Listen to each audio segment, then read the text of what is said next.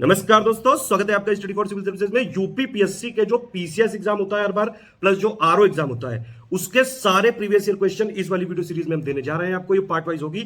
इसकी प्लेलिस्ट भी बना दी गई है। इसकी प्लेलिस्ट की लिंक इसके डिस्क्रिप्शन में दिया हुआ है। पीसीएस और आरओ एग्जाम के लिए बेहद जरूरी सीरीज है। प्लस यूपी पीएससी आयोग जितने एग्जाम कराता है, जहां जीएस आती है, उनके लिए भी मोस्ट इंपॉर्टेंट सीरीज है ये। इसमें ये पूरी कोशिश करी गई कि सारा डेटा लेटेस्ट, अपडेटेड और जो आज भी रेलिवेंट है, जो करंट वाला पोर्शन हटा के जो आज भी स्टैटिक जीएस वाला जो है, आज भी जो रिलेवेंट है, वो सारा डेटा इसमें दिया गया है। वीडियो को लाइक जरूर कर लीजिएगा। 50,000 लाइक हो जाएंगे तो इसकी पीडीएफ फ्री में मिल जाएगी। स्टडी फॉर सिविल सर्विसेज को अगर आप फॉलो करते हैं तो प्लीज हमारा फ्री वाला टेलीग्राम जरूर ज्वाइन कर लीजिए। सिविल सर्विसेज को यूट्यूब में फॉलो करते हैं तो हमारा फ्री वाला टेलीग्राम जरूर ज्वाइन कर लीजिएगा। बेहद जरूरी है ये। यूट्यूब में सारे अपडेट नहीं आ पाते हैं, यहाँ सारे नोटिफिकेशन मिलते हैं। वीडियो में सारे फैक्ट चेक कर लिएगा। फिर भी अगर आपका कोई सजेशन हो, कमेंट हो, कोई फीडबैक, कोई अपडेट लगे तो प्लीज आप वीडियो में जरूर कमेंट करिएगा। स्टडी फॉर सिविल सर्विसेज के पेड ग्रुप चलते रहते हैं। आप अगर हमारा जेन्युइन ऑथेंटिक अगर आपको मटेरियल चाहिए तो सिर्फ ये 3 नंबर है हमारे: 8564880530, 9696066089, 7523864455। मुझे व्हाट्सअप करना चाहते हैं 7838692619। इंस्टाग्राम पे अगर आप हैं तो हमारा पेज जरूर फॉलो कर लीजिएगा। स्टडी फॉर सिविल .सर्विसेज है। इतिहास के प्रीवियस ईयर क्वेश्चंस हम लोग देख रहे थे और एक वीडियो आपने इससे पहले देख लिया है। ये दूसरे नंबर का है। ये सीरीज लगातार जारी रहेगी। प्रश्नों का अभ्यास कराना हमारा उद्देश्य है। तो प्रश्न देखते हैं। बुद्ध की मृत्यु के पश्चात प्रथम बौद्ध संगीति की अध्यक्षता की गई थी। किसके द्वारा की गई थी आपको बताना है। तो इसका जो राइट आंसर है वो महाकश्यप हो जाएगा। ठीक है, ए वाला सही है। अगले वाले को देखते हैं। इसमें कहा गया कि सप्तपर्णी गुफा कहाँ पर स्थित है, आप बताइए। तो सप्तपर्णी गुफा का संबंध किससे है? राजगृह से है। सी वाला इसका परफेक्ट होगा। इसके बाद अगले वाले को देखिए। चौथी बौद्ध संगीति कहाँ पर हुई थी? तो कनिष्क के शासनकाल में हुई थी, कुंडलवन कश्मीर में। ठीक है, हीनयान महायान का बंटवारा यहाँ हो गया था। 4 स्थानों पर बौद्ध संगीतियाँ हुई थी। तो उनका सही कालक्रम आपको अरेंज करना है कि कौन सी पहली और कौन सी बाद में। बताइए इसमें कौन सा अरेंजमेंट सही होगा? वैशाली, राजगृह, कुंडलवन और पाटलिपुत्र। इसमें से करेक्ट जो अरेंजमेंट है वो डी वाला है। दूसरा, पहला, चौथा, तीसरा सबसे पहले राजगीर में होती है, उसके बाद वैशाली में होती है, उसके बाद तब पाटलिपुत्र में होती है और अंत में जाकर कुंडलवन में होती है, चौथी वाली। नेक्स्ट, द्वितीय बौद्ध संगीति का आयोजन कहाँ पर हुआ था? तो इसका जो आयोजन है अभी आपने देखा ना, वैशाली में हुआ था। पीछे आपने अरेंजमेंट किया है इसका। इसके बाद देखिए, प्रथम बौद्ध संगीति का आयोजन कहाँ पर हुआ था? मतलब आयोजन की जो जगह है वो नहीं पूछी जा रही है, यहाँ शासक का नाम पूछा जा रहा है। तो उस समय जो राजा था वो कौन था, बस यही देखना है। अजात शत्रु था, हर्यक वंश का अजात शत्रु उस समय रूल कर रहा था। नेक्स्ट, निम्नलिखित में से किस नगर में प्रथम बौद्ध संगीति आयोजित की गई थी? वो जगह कौन सी थी? राजगृह या राजगीर उसको कहा जाता है, वो जगह थी। इसके बाद अगले वाले को देखते हैं। इसमें कहा गया कि लिस्ट 1 को लिस्ट 2 से मिलाइए। तो जन्म का प्रतीक कौन सा चीज इसमें है वो बताना है आपको, बुद्ध से संबंधित है। और प्रथम प्रवचन कहाँ पर दिया था, मतलब प्रथम प्रवचन को कहा क्या जाता है ये बताना है। महाबोधि और त्याग मिलान करके देखिए कौन सा किससे मिलेगा। और इसका जो सही मिलान है वो इसमें से देख लीजिए, जो डी वाला है वो हो जाएगा। डी के अकॉर्डिंग मिला लेंगे। यानी जन्म का प्रतीक क्या है? कमल है। और इसके बाद प्रथम प्रवचन जो इसमें है उसको धर्मचक्र प्रवर्तन कहा जाता है, आमने सामने। महाबोधि यानी बोधि वृक्ष और घर त्याग का जो प्रतीक है वो घोड़ा है। अगले वाले में चलते हैं। यहाँ कहा गया कि करमापा लामा तिब्बत के बुद्ध संप्रदाय के किस वर्ग का, यहाँ ये पूछा जा रहा है कि करमापा लामा तिब्बत के बुद्ध संप्रदाय के किस वर्ग का है। तो यहाँ गेलुगपा दिया है, कंग्यूपा दिया हुआ है, इसके अलावा साक्यपा है और लिंगमापा है। तो इसका जो करेक्ट आंसर है वो कंग्यूपा है। ठीक है, कंग्यूपा जो लिखा हुआ है वो सही है। इसके बाद अगले वाले को देखते हैं। महात्मा बुद्ध के बारे में यहाँ 4 स्टेटमेंट है, सही आपको तलाशना है। तो कपिलवस्तु में इनका जन्म हुआ था और बोध गया में इन्होंने ज्ञान की प्राप्ति की थी। वैदिक धर्म के जितने भी सिद्धांत थे उसको बुद्ध ने रिजेक्ट कर दिया था और आर्य सत्यों का प्रचार किया था। अब इसमें सही क्या है? तो सही सब है। वेदों से ही इन्होंने सीखा था, लेकिन वेदों को ही ये नकार देते थे। इसके बाद अगले वाले में चलते हैं। यहाँ कहा गया कि विच of the following Buddhist scared place is situated on the bank of river Niranjana. Niranjana नदी के तट पे कौन सा स्थित है? तो निरंजना नदी के तट पर जो स्थान है वो आपका बोध गया है। यहीं पर इन्हें ज्ञान की प्राप्ति हुई थी। ए वाला इसका सही है। अगले वाले में चलते हैं। बुद्ध के उपदेश का संबंध किससे है? तो आत्म संबंधी विवाद से है, मतलब स्पिरिट जो डिस्प्यूट होता है आत्मा संबंधी विवाद उससे है, या फिर ब्रह्मचर्य से है, या फिर इसमें आप देखें कि धार्मिक कर्मकांड से है या आचरण की शुद्धि से है। तो इसका जो सही कनेक्शन है वो डी वाले से जुड़ेगा। डी का मतलब ये हुआ कि आचरण की पवित्रता से है। अंतःकरण की जो पवित्रता है वो सबसे बड़ी priority. Who among the following wanted to become the leader of Sangha even during the life time of Buddha. तो उनका जो चचेरा भाई था देवदत्त, वो इनसे पहले से ही ईर्ष्या रखता था। आपने हंस वाली कहानी सुनी होगी, वहीं से इनके बीच में लाग डांट रहती थी। और क्षत्रिय राजकुमारों में आपस में मतभेद तो होता ही था, सिंहासन को लेकर या वर्चस्व को लेकर ये टकराव पहले होते थे। तो ये बुद्ध से ईर्ष्या रखता था और ये चाहता था कि इनके जीते जी ही संघ पे कब्जा करके बुद्ध को बेदखल कर ले, लेकिन बुद्ध ऐसा नहीं करने दिए। ठीक, तो यहाँ पर इसका जो करेक्ट आंसर है वो देवदत्त हो जाएगा। इसके बाद आगे चलते हैं। बुद्ध सिर्फ बहुत बड़े महात्मा ही नहीं थे, बहुत बड़े कूटनीतिज्ञ भी थे। वो कूटनीति भी जानते थे, क्योंकि वो एक क्षत्रिय राजकुमार थे तो उनके पास शासन के भी दांव पेंच थे। वो तो उनका जो भविष्य था वो एक सन्यासी के रूप में था, इसलिए उन्होंने उस ओर कदम रख दिया। ठीक, तो वो जानते थे कि किस प्रकार से अपने विरोधियों को नीचे दबाया जाता है और ऊपर उठा जाता है। इसके बाद अगले प्रश्न को देखते हैं। Which of the following is true about Gautam Buddha? वे कर्म में विश्वास करते थे। ठीक है, पहला वाला। दूसरा कि आत्मा का शरीर परिवर्तन जो है उसको ये मानते थे। निर्वाण प्राप्ति में विश्वास करते थे और ईश्वर की जो सत्ता थी उसको ये मानते थे, उसे रिजेक्ट नहीं करते थे। तो आप बताइए कि इसमें से सही कौन सा है गौतम बुद्ध के विषय में? और इसका सिर्फ पहला, दूसरा, तीसरा सही है। ईश्वर की सत्ता को ये नहीं मानते थे। ईश्वर की सत्ता को अगर मानते तो वेदों को अस्वीकार नहीं करते, लेकिन ऐसा नहीं था। इसके बाद अगले वाले को देखते हैं। गौतम बुद्ध का जो बौद्ध संघ था उसमें भिक्षुणी के रूप में स्त्रियों के प्रवेश की अनुमति बुद्ध द्वारा दी गई थी। कहाँ पर दी गई थी वो जगह आपको बतानी है। तो वैशाली में दी गई थी। अपने प्रिय शिष्य आनंद के कहने से ऐसा उन्होंने किया, और इसके पीछे भी वजह थी। समाज के आधे वर्ग को, आधा वर्ग मतलब पूरी जो महिलाओं का वर्ग था, उसको संघ से काट देने का मतलब ये था कि आपका धर्म बहुत ज़्यादा आगे नहीं बढ़ पाएगा। महिलाएं ये ज़्यादा प्रोपेगेट कर सकती हैं पुरुषों की तुलना में, ये आप भी जानते हैं। कैसे करेंगे वो समझाने की आवश्यकता नहीं। ठीक, तो बुद्ध ने अंत में ये सोचा कि अगर मैं पुरुषों तक इस धर्म को सीमित करूंगा तो वो विस्तृत नहीं हो पाएगा, तो महिलाओं में फैलाओ ताकि वो पूरे परिवार को बौद्ध बना सके। ठीक, लेकिन वो इसके साथ ये भी कहते हैं कि जो धर्म 1000 साल तक चलना था वो 500 साल ही चलेगा। इसके बाद अगले वाले को देखते हैं। त्रिपिटक क्या है? तो त्रिपिटक गांधी जी के 3 बंदर बिल्कुल नहीं हो सकते हैं। ये बुद्ध के उपदेशों का पिटारा है। पिटक का मतलब होता है पिटारा। ठीक, उपदेशों का संग्रह। इसके बाद इनकी संख्या 3 है, इसलिए त्रि कहा गया है। और किस बौद्ध ग्रंथ में संघ जीवन के नियम प्राप्त होते हैं? तो दीर्घ पिटक में प्राप्त होते हैं, विनय में, अभिधम्म में, या फिर विभाषा शास्त्र नाम का जो ग्रंथ है उससे प्राप्त होते हैं। तो जो विनय पिटक है, विनय का मतलब अनुशासन भी होता है और अनुशासन का मतलब नियम होता है।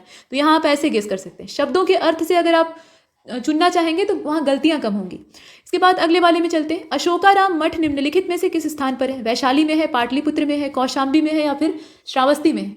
तो ये पाटलिपुत्र में है। अशोकाराम मठ की जो एग्जैक्ट लोकेशन है वो कहाँ पे? पाटलिपुत्र में। अगले प्रश्न में चले।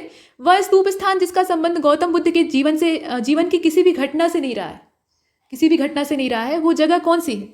तो वो जगह आपकी है सांची। सांची का संबंध इनके जीवन की किसी घटना से नहीं था। अगले वाले में चले। इसमें कहा गया कि संसार अस्थिर और क्षणिक है, मतलब अनस्टेबल है और ट्रांजिसेंट है। तो इसमें आप ये बताइए कि ये संबंध किससे है, मतलब ये कथन किस धर्म से संबंधित है? और ये कथन संबंधित है बौद्ध धर्म से। ये संसार जो है ये दुखों से भरा हुआ है, गौतम बुद्ध ने ये कहा, और दुख से निकलने का एक ही तरीका है कि आप अष्टांगिक मार्ग का पालन कीजिए। ये उन्होंने अपने उपदेश में स्पष्ट तौर पे कहा है। तो इन्होंने दुख मान लिया संसार को, नेगेटिव थिंकिंग यहाँ पर थी थोड़ी सी। खैर, तो यहाँ पे बौद्ध धर्म हो जाएगा। इसके बाद अगले वाले को देखते हैं। निम्नलिखित में से किसे लाइट ऑफ एशिया कहा जाता है? तो गौतम बुद्ध को कहा जाता है। सर एडविन अर्नॉल्ड की पुस्तक है द लाइट ऑफ एशिया, इसे आपने अपने कोर्स की किताबों में भी पढ़ा होगा। तो ये किस पर आधारित है, मतलब इसका जो मूल स्रोत है वो क्या है? चूंकि एडविन अर्नॉल्ड कोई बौद्ध नहीं थे, बाद में इन्होंने अडॉप्ट किया हुआ अलग चीज़ है, लेकिन ये शुरुआती रूप में एक अंग्रेज थे। ठीक, और ऐसे में इनके पास ये इन्फॉर्मेशन आई कहाँ से? तो उसका आधार इनके लिए जो ग्रंथ था वो था ललित विस्तार। ललित विस्तार की ही कहानी थी जिसको कि इन्होंने इस रूप में पेश किया, मतलब एक एपिक के रूप में पेश किया। इसके बाद बौद्ध धर्म के महायान और हीनयान संप्रदायों में सर्वाधिक मौलिक अंतर निम्नलिखित में से कौन सा है? मतलब हीनयान और महायान में जो बेसिक डिफरेंस है वो क्या है? तो हीनयान एकदम परंपरावादी थे। बुद्ध ने जैसी जिधर अंगुली दिखाई थी उसी दिशा में ये चलते थे, उससे जरा भी दाएं बाएं नहीं होते थे, और ये मूर्ति पूजा वगैरह नहीं करते थे। और महायानी जो थे वो कुछ उनका जो स्वरूप था वो हिंदू धर्म जैसा था, वो मूर्ति पूजक थे और बुद्ध को देवता मानते थे, जबकि हीनयानी जो थे वो बुद्ध को महात्मा मानते थे। तो यहाँ आप देखिए, देवी देवताओं की पूजा, ये वाला जो इसमें स्टेटस दिया है ना वो सही है, ये बुद्ध को भी देवता मानते थे। इसके बाद अगले वाले को देखिए। देश जिसमें निम्नलिखित में से किसने मूर्ति पूजा की नींव रखी थी, यानी भारतवर्ष में मूर्ति पूजा की नींव किसने रखी थी? तो मूर्ति पूजा की नींव रखने वाला बौद्ध धर्म माना जाता है। अब यहाँ देखिए थोड़ी सी समस्या, बौद्ध धर्म से मूर्ति पूजा शुरू नहीं हुई है। मूर्ति पूजा वैदिक धर्म या जो सिंधु घाटी सभ्यता है वहीं से शुरू थी, लेकिन हम लिखित प्रमाण नहीं दे पाए, और यहाँ से अभिलेख लिखने का सिलसिला बहुत प्रबल हो जाता है जहाँ से बौद्ध धर्म का उदय हुआ है। तो हमें लिखित साक्ष्य यहीं से मिलते हैं, और इतिहास उन्हीं चीज़ों पर यकीन करता है जो लिखी हुई होती है। ठीक है, हवाबाजी मतलब मुंह से कहीं बात पे यकीन नहीं होता। ठीक, तो यहाँ पर जो बौद्ध धर्म है वहीं से शुरू हुई थी, मतलब महायान सेक्ट जो था वहाँ से। इसके बाद अगले वाले को देखते हैं। यहाँ कहा गया कि बुद्ध की खड़ी प्रतिमा निम्नलिखित में से किसके काल में बनवाई गई थी? गुप्त काल में बनवाई गई थी, कुषाणों के समय में बनवाई गई थी, या फिर किसमें? तो खड़ी प्रतिमा, बैठी प्रतिमा, ज़्यादा जो मूर्तियों के साथ प्रयोग है वो कुषाणों के समय में होता है। आप गांधार कला शैली, मथुरा कला शैली ये सब देखते हैं। अगले वाले को देखिए। इसमें कहा गया कि भूमि स्पर्श मुद्रा, ये काफ़ी फेमस है, मतलब एक हाथ उनका जमीन में ऐसे टच किया हुआ है, वो जमीन की शपथ, मतलब धरती की शपथ ले रहे हैं। तो ये जो मुद्रा है ये सारनाथ की बुद्ध मूर्ति से संबंधित है। इसका संबंध किस काल से है, मतलब कौन से समय की ये है? तो इसका संबंध गुप्त काल से है। काफी अलंकृत मुद्रा है और गुप्त काल से इसका संबंध है। तो डी वाला जो इसका ऑप्शन है वो परफेक्ट है। अगले वाले को देखते हैं। सारनाथ की भूमि स्पर्श मुद्रा वाली बुद्ध प्रतिमा कालांकित है, तो गुप्त काल से संबंधित है। अभी आपने उसी प्रश्न को किया है। यहाँ कथन कारण दिया है, तो कुशीनगर मल्ल गणराज्य की राजधानी थी और महात्मा बुद्ध का परिनिर्वाण जो था, मतलब महापरिनिर्वाण, वो कुशीनगर में हुआ था। ये कथन और कारण है। अब आप बताइए।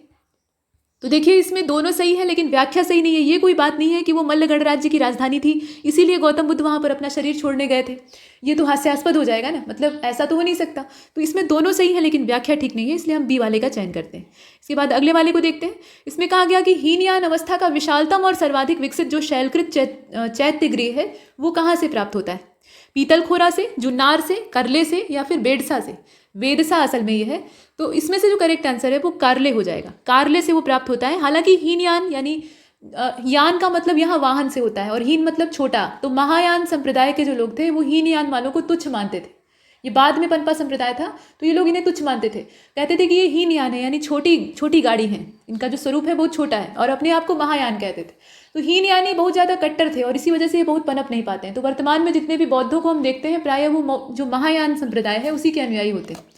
तो इतना हमने देखा। इसके बाद आगे चलते हैं। यहाँ देखिए कहा गया शून्यता के सिद्धांत का प्रतिपादन करने वाले बौद्ध दार्शनिक का नाम क्या था? शून्य की खोज भारत ने की थी। 0 दिया मेरे भारत ने। तो नागार्जुन ने खोजा था। ठीक है, ये गणितज्ञ थे। इसके बाद अगले वाले को देखते हैं। यहाँ पर कहा गया कि वल्लभी विश्वविद्यालय स्थित था। वल्लभी विश्वविद्यालय कहाँ स्थित था बताइए? गुजरात में था। वल्लभी की लोकेशन गुजरात में होगी। इसका डी वाला सही है। अगले वाले में चलते हैं और इसमें कहा जा रहा है कि नालंदा विश्वविद्यालय की स्थापना का समय, नालंदा विश्वविद्यालय की स्थापना का समय कौन सा है? तो नालंदा विश्वविद्यालय ये गुप्तों के समय में स्थापित होता है और अच्छा खासा अनुदान इसको प्राप्त होता है। गुप्त शासक जो थे वो दान देने में काफी आगे रहते थे। भगवान बुद्ध ने निम्नलिखित 4 आर्य सत्यों का प्रतिपादन किया और नीचे दिए गए कूट का प्रयोग करके उन्हें सही क्रम में दिया। तो सही है ही है लेकिन क्रम आपको अरेंज करना है। तो संसार में दुख है, पहली चीज उन्होंने बता दी कि संसार में केवल और केवल सफरिंग्स हैं। मनुष्य यहाँ दुख प्राप्त करने के लिए आया है। दुख का निरोध है और निरोध का मार्ग है और दुख का कारण है। अब ऐसे दिया है। अब इसमें आपको अरेंजमेंट करना था तो अरेंजमेंट करके बताइए। अब देखिए इसमें सबसे पहले तो दुख है और दुख है तो क्यों है भाई? तो कारण है उसका, यानी ए के बाद क्या होगा? डी वाला हो जाएगा। और कारण है तो फिर उसके बाद उसका निरोध है, निरोध का मार्ग है। इस प्रकार से अरेंजमेंट है तो इसका जो परफेक्ट आंसर है वो ए वाला होगा। इसके बाद अगले वाले को देखते हैं। जैन और बौद्ध धर्म दोनों ही विश्वास करते हैं। दोनों में समानताएं कहाँ पर है वो आपको बताना है। तो इसका जो करेक्ट आंसर है वो हो जाएगा कर्म और पुनर्जन्म का सिद्धांत। इसको दोनों मानते हैं। पुनर्जन्म का सिद्धांत ये बौद्ध धर्म भी मानता है और जैन धर्म तो मानता ही है। इसके बाद अगले वाले में चलते हैं। बौद्ध धर्म के हिसाब से विचार यहाँ कीजिएगा। तो कथन दिया है कि पुनर्जन्म नहीं होता है। अभी आपने पीछे देखा कि बौद्ध धर्म इसको मानता है और आत्मा की सत्ता नहीं है, मतलब आत्मा जो है वो मोर्टल है ऐसा माना गया। तो इसमें आप बताइए कि कौन सा सही है? इसमें ए जो है वो गलत है। अभी आपने पीछे ही देख रखा है कि पुनर्जन्म में दोनों विश्वास करते थे तो ये तो सरासर नकार दे रहा है। तो ए गलत है और आर जो है वो सही है। इसके बाद अगले वाले को देखते हैं। बौद्ध धर्म के विषय में कौन सा कथन सही है? तो उसने वर्ण और जाति को अस्वीकार नहीं किया था। बौद्ध धर्म ने वर्ण जाति को अस्वीकार नहीं किया था और ब्राह्मण वर्ग की सर्वोच्च सामाजिक कोटि को चुनौती दी थी। इसने कुछ एक शिल्पों को निम्न माना था, मतलब जो कुछ शिल्प होते हैं, यहाँ शिल्प का मतलब कास्ट से है, उसको ये नीचा माने थे। तो आप ये बताइए कि इसमें से सही कौन सा है? तो सही इसका पहला, दूसरा और तीसरा है। पहला, दूसरा और तीसरे का मतलब क्या? यहाँ पे ये आपने देखा पहला, दूसरा, तीसरा, यानी इसका जो करेक्ट आंसर है वो सी हो जाएगा। इसके बाद अगले वाले को देखते हैं। यहाँ कहा गया कि बौद्ध धर्म के विस्तार के कारणों में सम्मिलित थे। क्या सम्मिलित था? तो धर्म की सादगी सम्मिलित थी, दलितों के लिए विशेष अपील थी, धर्म की मिशनरी भावना थी, स्थानिक भाषा का प्रयोग था और दार्शनिकों का वैदिक भावना की सुदृढ़ता वाला जो प्रचार है वो दिखाई देता है। अब इसमें देखिए जो करेक्ट आंसर है वो इसका सी वाला हो जाएगा, यानी पहला, दूसरा, तीसरा, चौथा तो ठीक है। पहला सही है, दूसरा सही है, तीसरा सही है, चौथा भी सही है, लेकिन ये वैदिक भावना कहाँ से आ गई? वैदिक भावना का तो उन्होंने त्याग कर दिया था। इसके बाद अगले वाले को देखते हैं। जैन धर्म के संस्थापक कौन है? ऋषभदेव है। इसके बाद अगले वाले में पार्श्वनाथ का संबंध किससे है? तो ये सब राजाओं के पुत्र थे, अक्सर ये क्षत्रिय राजकुमार ही हुआ करते थे उस जमाने के। तो पार्श्वनाथ का संबंध किससे है आप बताएं? वाराणसी से है। वाराणसी के राजा के ये पुत्र थे, वहां से तपस्या करने निकल जाते हैं। इसके बाद अगले वाले में चले।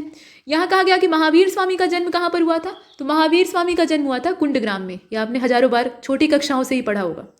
नेक्स्ट, कुंडलपुर, ये जो जन्म स्थान है ये किसका है? कुंडलपुर में जन्म किसका हुआ था? सम्राट अशोक का हुआ था, गौतम बुद्ध का हुआ था, महावीर स्वामी का हुआ था या फिर? तो यहाँ पर देखिए कुंडलपुर का जो परफेक्ट मैच है वो महावीर स्वामी से हो जाएगा। इसके बाद अगले वाले में देखते हैं, महावीर स्वामी को किस नदी के तट पर ज्ञानोदय हुआ था? तो ये स्वर्णसिक्ता थी, ऋजुपालिका थी, पलशनी थी। ऋजुपालिका थी, इसमें कोई डाउट नहीं है, इसमें नीचे वाला जो है उसको चुन लीजिएगा। आगे चलें, तीर्थंकर शब्द ये किससे संबंधित है? तो तीर्थंकर शब्द जो है इसका संबंध किससे है? जैन धर्म से है। जैन धर्म के जो महापुरुष होते हैं जिन्हें अच्छा ज्ञान यानी कैवल्य की प्राप्ति हो गई रहती है, तो वो इस उपाधि को धारण करते हैं। इसके बाद नेक्स्ट, कौन सा एक जैन तीर्थंकर नहीं है? तो यहाँ चंद्रप्रभु, नाथ मुनि और नेमी तथा संभव नाथ का नाम दिया है। तो इसमें से जो नाथ मुनि आपको दिखाई दे रहे हैं वो असल में जैन तीर्थंकर नहीं। प्रभासगिरी जिनका तीर्थ स्थल है, प्रभासगिरी जो है वो जिनका तीर्थ स्थल है, ये कौन से धर्म के लोग हैं? तो यहाँ आप देखिए ये जैन धर्म से संबंधित है, प्रभासगिरी से संबंध जैनिज्म का है। इसके बाद आगे चलते हैं, त्रिरत्न सिद्धांत, सम्यक धारण, सम्यक चरित। यहाँ आप देख रहे हैं सम्यक, यहाँ पे सम्यक दर्शन, सम्यक ज्ञान वाला जो पूरा कॉन्सेप्ट है उसी के बारे में कहा गया। Right faith, right action, right knowledge is crowning glory of, मतलब ये किसकी ग्लोरी है आपको बताना है। तो सम्यक ज्ञान वाला जो ये कॉन्सेप्ट है ये किसका है? बौद्ध धर्म का है कि जैन धर्म का है? ये जैन धर्म का है। इसके बाद आगे चलते हैं, यहाँ देखिए निम्नलिखित में से कौन सा धर्म विश्व विनाशकारी प्रलय की अवधारणा में विश्वास नहीं करता है? मतलब एक दिन प्रलय आएगी, सब कुछ नष्ट हो जाएगा। तो ये जैन धर्म है जो कि इस चीज में भरोसा नहीं करता है। नेक्स्ट, यहाँ देखिए जैन धर्म का आधारभूत बिंदु क्या है? कर्म है, निष्ठा है, अहिंसा है या विराग है? तो अहिंसा है। ये बड़े कट्टर अहिंसक होते हैं। हालांकि जो बौद्ध धर्म है वो भी अहिंसावादी है, लेकिन इतना पर जो पहले दर्जे की अहिंसा होती है उसको एक्सेप्ट करने वाले जैन हैं, और इसीलिए इनके सामने समस्याएं होती हैं। ये बहुत सी चीज़ों का ऐसे ही त्याग कर देते हैं। और जो श्वेतांबर संप्रदाय के जैन लोग होते हैं वो मुंह पे पट्टियां बांधकर, जो बहुत ज़्यादा इस धर्म को मानते हैं, तो वो मुंह पे पट्टियां बांधकर रहते हैं। कारण ये है कि जो सूक्ष्म जीव है वो उनके मुंह में प्रवेश करके वहाँ उनका शिकार न बन जाए। तो इस प्रकार की धारणाएं इनके साथ होती हैं और ये पनपने में घातक है। पाटलिपुत्र के संस्थापक थे कौन थे? इसमें आप बताइए। तो गंगा और सोन नदियों का संगम जहां हुआ था वहीं पर छावनी बना दी गई थी, पाटलिपुत्र वहीं से डेवलप हुआ था। अब इसमें से करेक्ट आंसर क्या हो जाएगा? उदयन, उदयन हो जाएगा। अगले वाले को देखते हैं। यहाँ देखिए उदयन वासव दत्ता दंत कथा, ये दंत कथा है, तो इसका आपको संबंध जोड़ना है। किससे संबंधित है? ये उज्जैन से जुड़ी हुई है, मतलब वासव दत्ता के साथ उदयन की भेंट हुई थी उज्जैन में। नेक्स्ट, कहा जा रहा है कि प्रारंभिक गणतंत्र कौन सा नहीं था? शाक्य, लिच्छवी, यौधेय या उपरोक्त सभी? तो इसमें जितना में दिया हुआ है, यौधेय को अगर आप देखें तो ये बाद का है, शाक्य और लिच्छवी तो बहुत पहले के हैं, प्रारंभिक गणतंत्र में गिने ही जाते। 6वीं शताब्दी ईसा पूर्व में 16 महाजनपदों के बारे में हमें कहाँ से जानकारी मिलती है? तो 2 ग्रंथ ज़्यादा प्रामाणिक जानकारी देते हैं, जिसमें कि भगवती सूत्र ये जैन धर्म का है और अंगुत्तर निकाय ये बौद्ध धर्म का है। तो अंगुत्तर निकाय इसमें दिया है और उसी को हम चुनेंगे। इसके बाद अगले वाले में चलें। 16 महाजनपदों की सूची मिलती है, अंगुत्तर निकाय से मिलती है, अभी आपने देखा है। कौन सा एक बौद्ध, यहाँ फिर वही प्रश्न आ गया, तो इसका अंगुत्तर निकाय हो जाएगा। नेक्स्ट, महाभारत के हिसाब से उत्तरी पांचाल की राजधानी कौन सी थी? तो अहिछत्र थी, ठीक है। अहिछत्र कामपिल्ले वाला जो क्षेत्र था, द्रौपदी यहीं की रहने वाली थी। इसके बाद अगले वाले को देखते हैं।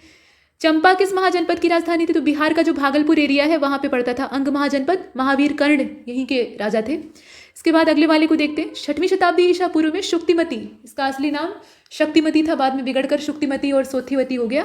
तो ये किसकी राजधानी थी? तो ये चेदियों की राजधानी थी, ठीक है। चेदी राज था शिशुपाल।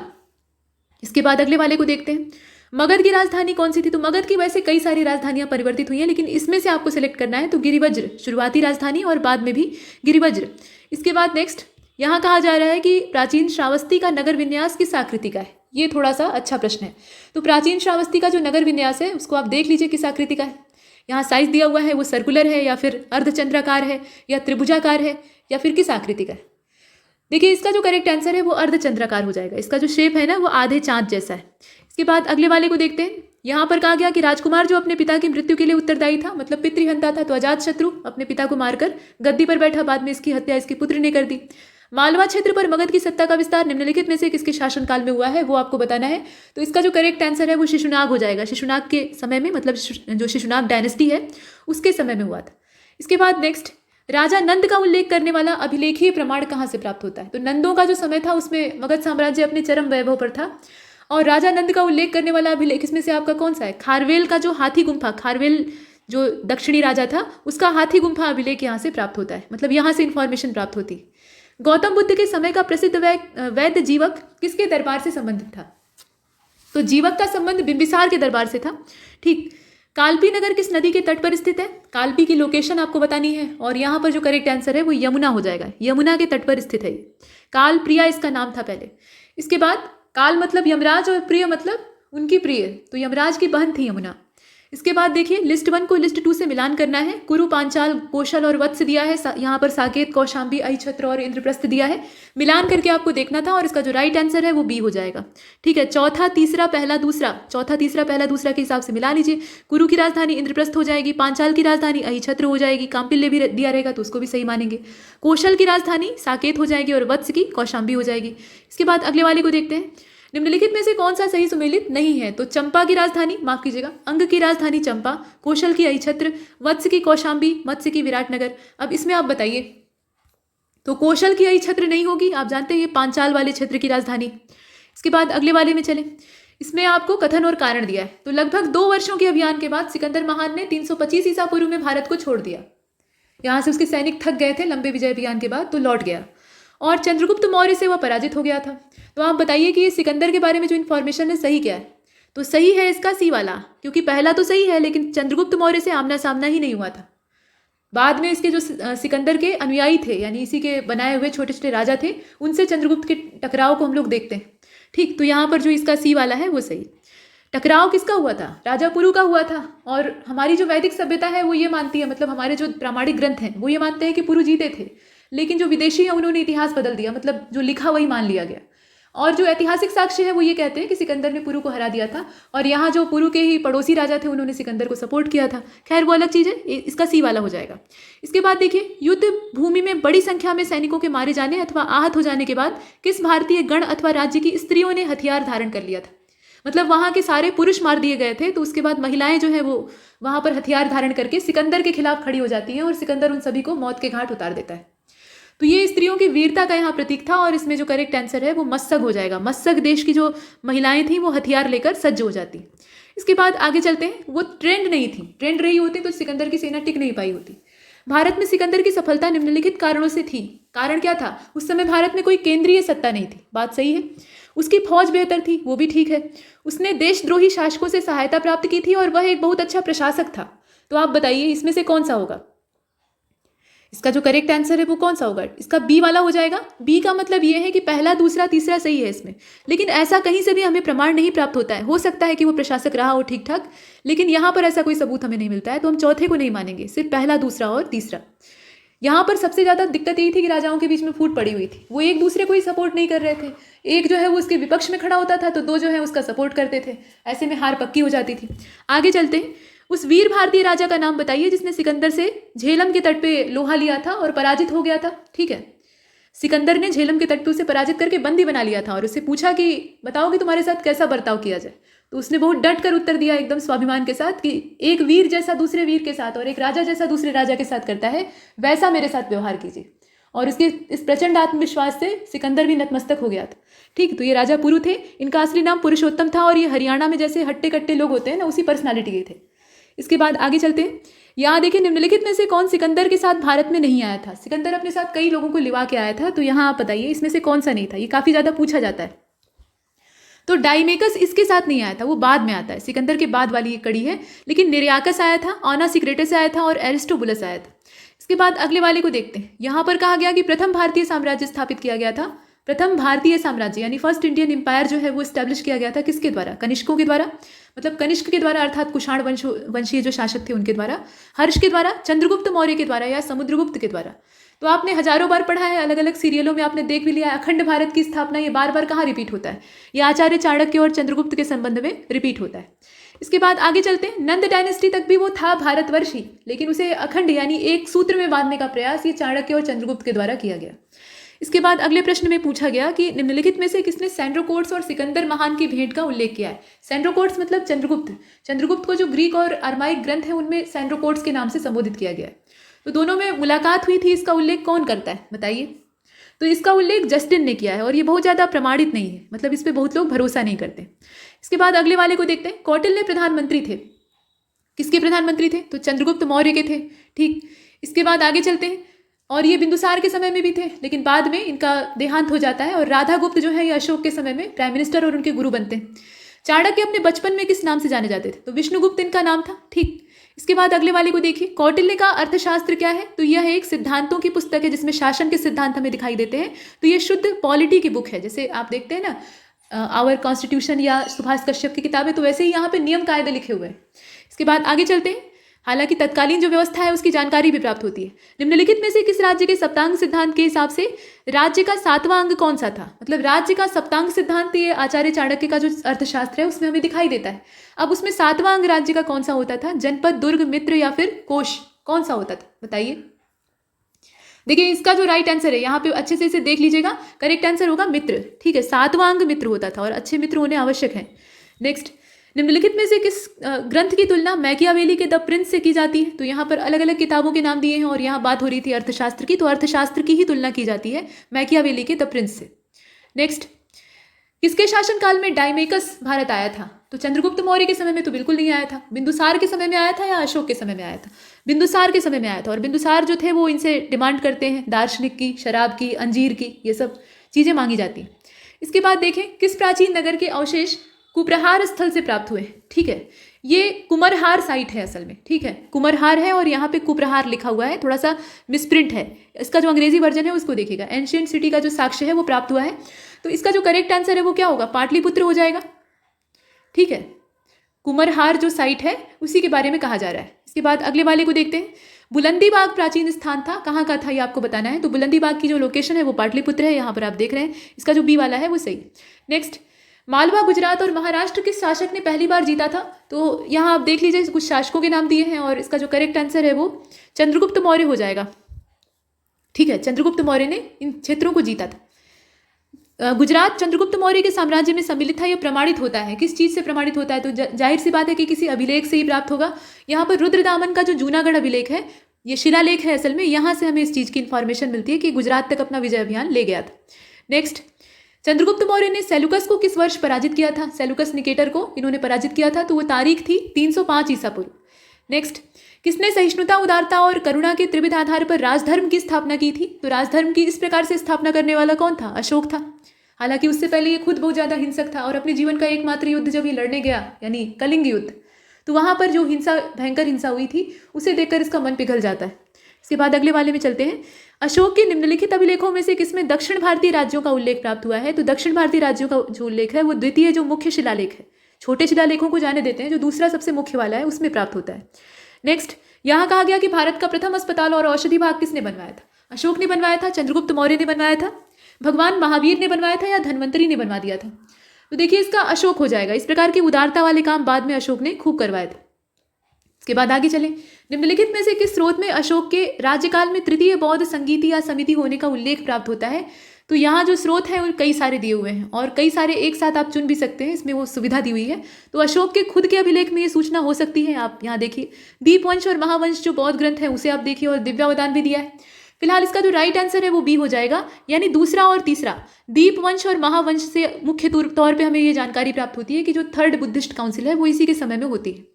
रज्जुक कौन होते थे? रज्जुक शब्द का अर्थ क्या होगा ये आपको बताना है। तो ये मौर्य शासन काल के अधिकारी होते थे। ठीक है, इनका संबंध जो है वो एक अधिकारी का होता था। इसके बाद अगले वाले को देखते हैं। सारनाथ स्तंभ का निर्माण ये किसने किया था?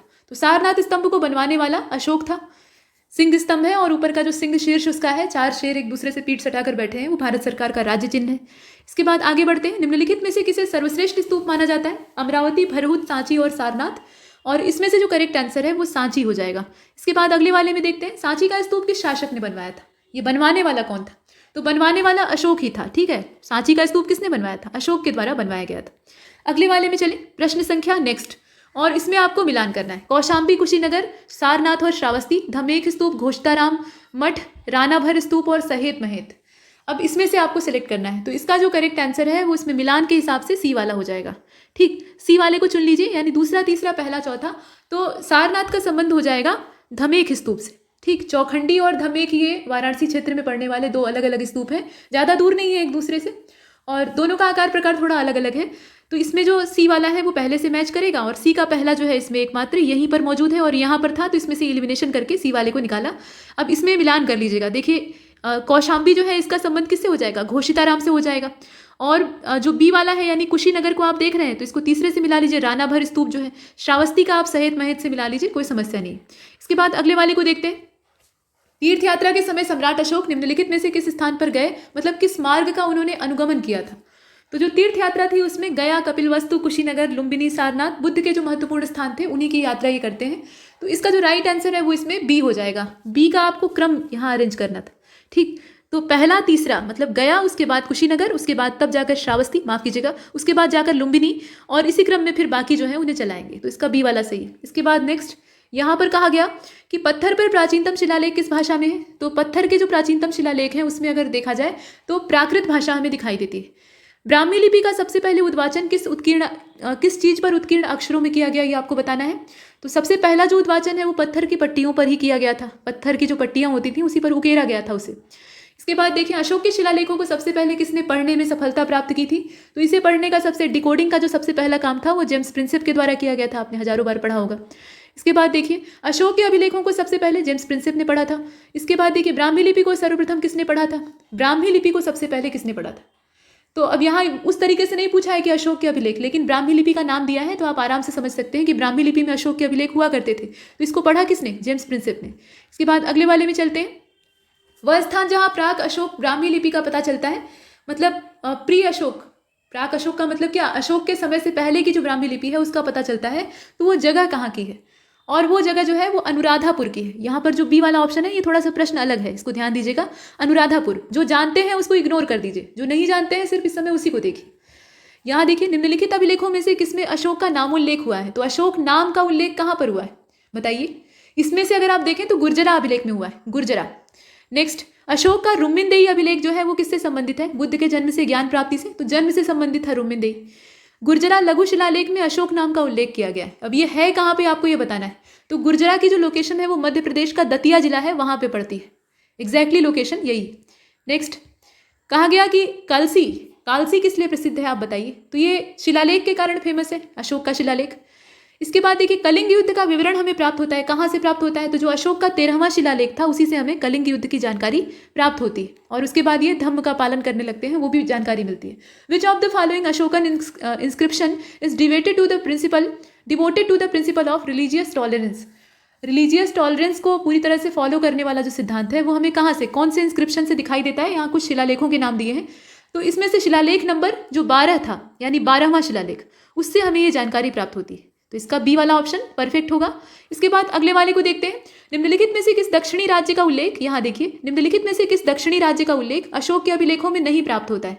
तो चोल, पांड्य, सत्यपुत्र और सातवाहन है। सातवाहनों की जानकारी अशोक के अभिलेख में नहीं है।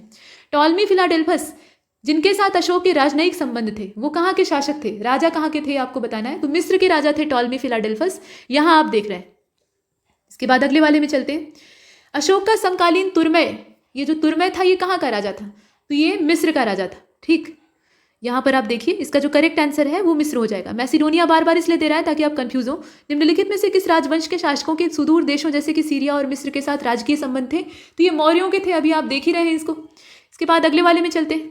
कथन ए में कहा गया कि अशोक ने कलिंग को मौर्य साम्राज्य में जोड़ लिया और कलिंग दक्षिण भारत को जाने वाली स्थलीय और समुद्री मार्गों को नियंत्रित करता था। कलिंग रणनीतिक दृष्टि से काफी ज्यादा इंपॉर्टेंट था और अशोक इस पर हर हाल में नियंत्रण करना चाहता था और यही वजह थी कि इतना बड़ा संघर्ष होता है, ठीक। तो इसमें जो करेक्ट आंसर है वो क्या होगा, इसका दोनों सही है, मतलब कथन कारण सही है, स्पष्टीकरण भी सही था। इसके बाद अगले वाले में कहा गया कि मौर्यकालीन शासकों ने धार्मिक आधार पर भू अनुदान नहीं दिया था। कथन है, कारण बताता है कि भूमि अनुदान जो था इसके विरुद्ध कृषकों ने विद्रोह कर दिया था, यही कारण था। तो इसमें हो जाएगा सी वाला। सी को चुनने का मतलब ये होता है कि पहला तो सही है लेकिन यहाँ विद्रोह की जो बात कही गई है वो सही नहीं है। इसके बाद अगले वाले में चलते हैं। किसके शासनकाल में मेगास्थनीज आया था। तो चंद्रगुप्त मौर्य के समय में आया था। यहाँ देखिए किसके या किस स्रोत से ये पता चलता है कि प्राचीन भारत में दास प्रथा नहीं थी। तो दास प्रथा का जो प्रचलित प्रमाण है वो हमें मेगास्थनीज की इंडिका से नहीं प्राप्त होता है। उसमें यह कहा गया था कि दास थे ही नहीं, जबकि अर्थशास्त्र में कई प्रकार के दासों का उल्लेख है। 7 वर्ग के तौर पे, मतलब समाज का विभाजन 7 वर्ग के तौर पे किया गया है मौर्य समाज के संदर्भ में। तो ये किस ग्रंथ में किया गया है आपको ये बताना है। और इसका जो राइट आंसर है वो मेगास्थनीज की इंडिका हो जाएगी। मेगास्थनीज की इंडिका में काफ़ी अच्छी अच्छी बातें भारत के संदर्भ में कही गई हैं। कौन सा स्रोत मौर्य काल के नगर प्रशासन का विस्तृत विवरण प्रस्तुत करता है। तो ये जानकारी हमें कौटिल्य के अर्थशास्त्र से मिलती है या मेगास्थनीज की इंडिका से मिलती है। मेगास्थनीज की इंडिका से मिलती है, ठीक है। मेगास्थनीज की जो इंडिका थी उसी से हमें ये जानकारी प्राप्त होती है। इसके बाद अगले वाले में चलते हैं। यहाँ कहा जा रहा है कि मौर्य नरेशों के बारे में निम्नलिखित में से कौन सा कथन सही है। उन्होंने विकास किया था किस चीज़ का, संस्कृति, कला और साहित्य का विकास किया था। ठीक, या फिर सोने के सिक्के ढलवा दिए थे, प्रांतीय विभाजन किया था, या हिंदू कुश का साम्राज्य इन्होंने वहाँ पे अपनी सत्ता स्थापित की थी। तो इसका जो राइट आंसर है वो ए, सी और डी हो जाएगा। ठीक है, ए, सी और डी। लेकिन सोने के सिक्के वाला जो यहाँ बात कही गई है ना, ये गोल्ड कॉइन का प्रचलन बाद में होता है, मौर्यों के समय में नहीं था। तो ए, सी और डी का मतलब इसका डी वाला सही है। इसके बाद अगले वाले में चलते हैं। कहा गया कि भाग और बलि क्या थे? भाग और बलि किसको कहा जाता था? तो ये असल में एक प्रकार के कर ही होते थे, लेकिन यहाँ पर किस तरह के कर होते थे? राजस्व के स्रोत होते थे, मतलब ये राजस्व जुटाने का स्रोत होता था, रेवेन्यू। नेक्स्ट, कहा गया कि मौर्य काल में सीता से क्या तात्पर्य है? तो ये राजकीय भूमि होती थी। ठीक है, राजकीय अनुदान प्राप्त जो भूमि होती थी, राजकीय भूमि से प्राप्त आय को कहा जाता था, और कभी कभी जमीन के लिए भी शब्द इस्तेमाल किया जाता था। तो दोनों के रिस्पेक्ट में आप समझिएगा सीता शब्द का अर्थ। इसके बाद आगे चलते हैं। मौर्य मंत्री परिषद के बारे में कौन राजस्व इकट्ठा करने से संबंधित था? उस व्यक्ति का नाम आपको बताना है। तो वो होता था समाहर्ता। समाहर्ता का नाम जो यहाँ लिखा हुआ है, ये आज के डिस्ट्रिक्ट कलेक्टर की तरह से ही होता था। हालांकि एकदम से दोनों को बराबर नहीं कह सकते क्योंकि कार्यभार अलग अलग, लेकिन जो कलेक्शन का काम है, टैक्स कलेक्शन का काम है, फाइनली वो जिलाधिकारी के पास यानी कलेक्टर के पास होता है। तो वो इसी का काम होता था। इसके बाद आगे चलते हैं। यहाँ देखिए, निम्नलिखित में से कौन मौर्ययुगीन अधिकारी तौल मान का प्रभारी था? मतलब तौल माप वाला जो डिपार्टमेंट था उसको देखता था। तो ये पौतवाध्यक्ष होता था। नेक्स्ट, पुनर्विवाह वर्जित है। कहाँ पर वर्जित है? तो मनुस्मृति जो ग्रंथ है ये काफ़ी ज़्यादा कट्टर मानसिकता वाला है, मतलब कर्मकांड तो है ही है लेकिन बहुत कट्टरता वाले हैं। तो उसमें स्त्रियों के बारे में बहुत ज़्यादा जो सकारात्मक बातें हैं वो नहीं दिखाई देती। इसके बाद आगे चलते हैं। ईसवी सन के पूर्व कुछ शताब्दियों में निम्नलिखित में से किन शासकों ने गिरनार क्षेत्र में जल संसाधन व्यवस्था की ओर ध्यान दिया? गिरनार वाले क्षेत्र में अक्सर सूखा पड़ा रहता था, वहाँ फसलों की खेती नहीं हो पाती थी। तो इस पर ध्यान किसने दिया था? चंद्रगुप्त मौर्य ने दिया था, और उसके बाद उसके पौत्र अशोक ने दिया था। बिंदुसार का यहाँ ज़्यादा जिक्र नहीं मिलता है, हालांकि बिंदुसार भी योग्य शासक था, लेकिन अशोक और चंद्रगुप्त मौर्य जितना नहीं था। इसके बाद आगे चलते हैं। यहाँ देखिए, जल की आवश्यकता को ध्यान में रखते हुए जिस प्रथम शासक ने गिरनार क्षेत्र में झील का निर्माण करवाया वो कौन था? आपने अभी देखा ना कि दो शासकों ने इस पर ध्यान दिया है। तो झील का निर्माण चंद्रगुप्त मौर्य ने ही करवाया था। बाद में उसमें संशोधन और उसे सजाने संवारने का काम यह अशोक के द्वारा करवाया गया। जब कोई भी आदमी जमीन से उठकर खड़ा होता है, संघर्ष करके बड़ा होता है, तो वो अपनी संघर्ष की कीमत को जानता है और वो सतर्क होकर शासन करता है, अच्छा शासक बनता है। और जिसे सब कुछ बना बनाया मिल जाता है वो हमेशा आलसी होता है। तो बिंदुसार के साथ वही था, योग्यता होते हुए भी वो परम आलसी था, मतलब भोग विलास में ज़्यादा ध्यान रहता था। अशोक को बचपन में बहुत संघर्ष करना पड़ा क्योंकि उसके इतने सारे भाई थे और सारे उत्तराधिकार का दावा कर रहे थे। तो आपने कहीं कहीं सुना होगा कि अपने 99 भाइयों को मारकर वो सिंहासन प्राप्त करता है। तो वो स्ट्रगल करके बड़ा हुआ था, संघर्ष उसको बचपन से करना पड़ा, इसलिए वो जानता था। लेकिन बाद में बौद्ध धर्म की ओर उन्मुख होकर वो युद्ध की ओर से अपना मुंह मोड़ लेता है। तो ये सब चीज़ें हैं। चंद्रगुप्त मौर्य का भी जीवन वैसा ही था। अब इसके बाद आगे चलते हैं। निम्नलिखित अभिलेखों में से किसमें अशोक का अभिलेख भी पाया जाता है? तो महाक्षत्रप रुद्रदामन का जो जूनागढ़ अभिलेख है वहां से ये जानकारी प्राप्त होती है। ध्यान दीजिएगा, जो रुद्रदामन था उसको महाक्षत्रप की उपाधि प्राप्त थी, वो भी एक प्रतापी शासक था। ठीक, तो इसका ए वाला ही सही है। इसके बाद अगले वाले को देखते हैं। निम्नलिखित में से कौन सा युग में सुमेलित है? तो लोथल का संबंध है एंशियंट डॉकयार्ड से, मतलब प्राचीन बंदरगाह से। सारनाथ जो है ये फर्स्ट सर्मन ऑफ बुद्ध, मतलब बुद्ध का प्रथम उपदेश स्थल है। राजगीर जो है ये लायन कैपिटल ऑफ अशोक कहलाता है। और नालंदा ये great seat of Buddhist learning, मतलब बौद्ध ज्ञान का सबसे बड़ा केंद्र माना जाता है। तो आप बताइए कि इसमें से सही कौन सा है? तो इसमें अगर आप देखें तो सी वाला चुनने में अच्छा रहेगा, मतलब बुद्धिमानी रहेगी। पहला, दूसरा, चौथा सही है। इसमें ए सही है आपका, उसके अलावा बी वाला भी सही है और डी वाला भी सही है। लेकिन ये जो राजगीर का लिखा है ना लायन कैपिटल, यही वाला गलत है इसमें, वो देख कर भी लग रहा है। नेक्स्ट, निम्नलिखित में से किस हिंदी यवन शासक ने सीसे के सिक्के जारी करवाए थे? मतलब जो लेड क्वाइंस हैं उनको इशू करवाया था। तो ये स्ट्रैटो प्रथम द्वितीय था, या डेमेट्रियस था, या फिर मेनांडर था? अब इसमें से जो करेक्ट आंसर आपका होगा वो स्ट्रैटो द्वितीय होगा। स्ट्रैटो द्वितीय के समय में जो सीसे के सिक्के हैं वो जारी करवाए जाते हैं। तो यहाँ तक हमने कुछ प्रश्नों को हल किया है। श्रृंखला आगे जारी रहेगी।